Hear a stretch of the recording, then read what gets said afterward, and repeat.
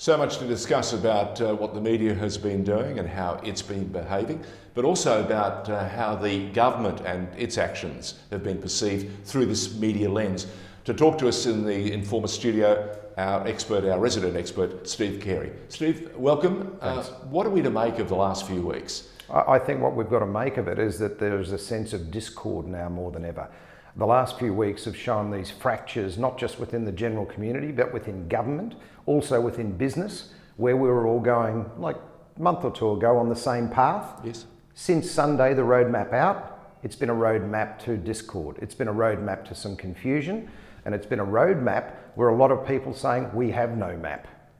What did you make of the explanation that it was a series of traffic lights we were going to have to abide by in order to get our way out of this current disruption and suspension of business and schools and life as we knew it? I think people were hoping for a far clearer blueprint. I think they were really hoping for hope.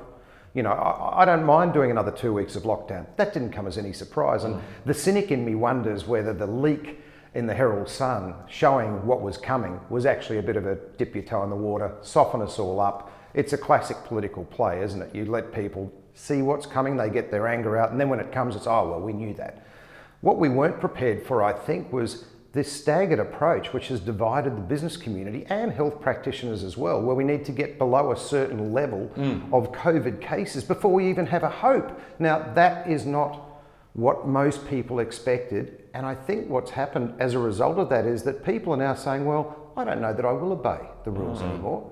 I don't think I will. And now we've got this fractured community, and we're seeing it already in the media where people are now having abuse yelled at them for wearing a mask. Correct. We've actually got people now, so we've got this schism of the wear the mask brigade and the don't wear the mask brigade. We've even seen a fracture in the epidemiologists. We're now saying, some of them are saying, those numbers are not attainable.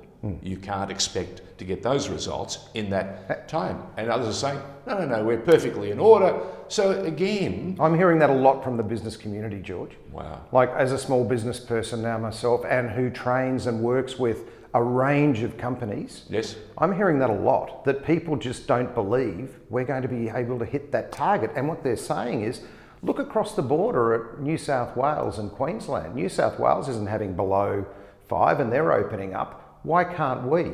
And I think the other thing that's really concerning is that a lot of people now look at Victoria as this bubble. Life moves on outside Victoria, trade, commerce, people enjoying the sun, posting for AFL grand finals at the Gabba. Everybody's having a life. We're in this stunted life. And I think the difficulty and a difficult part of the media's role now is how we portray that, how you get the message across, because what you don't want is this fractured community. How do you move forward? It ends up sort of the tale of two tribes, doesn't it? You even see that now in the interchanges between presenters. For example, the other day, David Koch talking to Jenny Mikakos, the health minister, saying to her on 3 or 4 or 5 occasions, I don't believe you almost. That was the inference. What is the role of the media in crises like this? I think that's an excellent question. The role of the media is twofold. It's always been to present the facts. Yep. Always been Shine prevent the facts, shine a light where it needs to be shone, clearly. Yep. And in this one, that role has become very confused and confounding to some people because we're telling the truth, or we're trying to tell the truth and shine the light. Some people just don't want it anymore. They don't see that there's benefit in wearing a mask, that not having mass rallies at the Shrine of Remembrance. Now, the problem with that, you can say it stems back to the Black Lives Matter rally. That's fair enough. The messaging, but there's nothing wrong with saying, okay, the Black Lives Matter rally, we should have gone a bit harder or whatever, and now we have to be here. So the role of the media is really a difficult one at the moment because people are not trusting the media. We've talked about that before, particularly mainstream media. And what they're getting is their information from little pockets of self-serving media or self-serving experts because we're all online. They may not be the expert. They may not have the best interests of the wider community. So the media has to sort through that minefield, and that's not easy. So I see a real displacement of information. And I think what we need to do is have a strong leadership group. And this is the problem that the government faces at the moment. I was happy to trust the Premier, and to an extent I'm still happy enough to trust some things, but does it serve the purpose for him to come out day in, day out and read by rote the same information? I was going to say, has he created a rod for his own back by being the figure that every day would break down the figures for you? Well, yeah? When you're a kid, George... On the contagion, I would have thought, pick your days. I totally agree. Is that you need strong leaders and strong leadership, but sometimes the strongest way to lead is by delegating. You've got 2 or 3 other people, so it's that pyramid of information. Here's the top of the tree. The Prime Minister comes out when it's a big ticket issue. Then you've got ministers, then you've got subsections, you've got bureaucrats, you've got the health. There are a raft of people that could be doing that daily press conference now, which doesn't change too much, by the way. I listened to it again this morning, and it's like a drone. We've had this amount of cases, we've had this amount of deaths, we wish you best wishes, and we're sorry, and our condolences. What do you make of the language he's used? Why would you wish you wouldn't best wish wishes? You wouldn't. My response always is condolences and deepest sympathies on the loss of anybody. That jarred with me today, to be honest. It's jarred with me, and I don't know, it's the wordsmith in me, the pedant, whatever. I've sat there transfixed wondering, has he lost it? You know what? A really good friend of mine, who is an extremely smart businesswoman, smart person, regardless. And she said, and I think this is a brilliant way to look at it, she said, I don't want your condolences. I want something from the heart that tells me that you've thought about the person that reaches my family in a different way.